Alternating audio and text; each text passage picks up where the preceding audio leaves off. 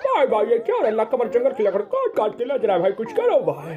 और डब्लू रुक जा तू, मैं लखा को मजा चखा के रहूंगा, काट डालूंगा, फाड़ डालूंगा। गंदे बदबूदार वाले मैं लक्का लकड़ नहीं काटूंगा तो क्या। भैया कुछ करो। डॉगी डॉन से पंगा, एक कॉकरोच के बच्चे मेरा खाना चुरा चुरा कर जरा मैं क्या खाऊंगा। मैं तो भूखे रह जाऊंगा। भैया कुछ करो। ओए मुंडा रुक जा तू, मैं इनका कॉकरोच के बच्चों को काट डालूंगा, फाड़ डालूंगा, तोड़ डालूंगा। या तो बौखला गया रे बाबा, ये तो मैं सुन गया। आओ और ढंकी चिकी आओ। अच्छा है, इसको कहते हैं ओगी बना है दीवाना, खाएगा 60 रुपए में खाना। अच्छा है।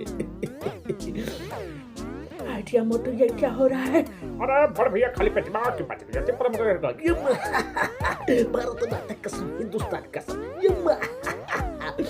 जान बंदरान ओ यार कसम मेरे मरीजों की यार। अरे बाबा हमको अभी साथ दूंगा। अरे बाबा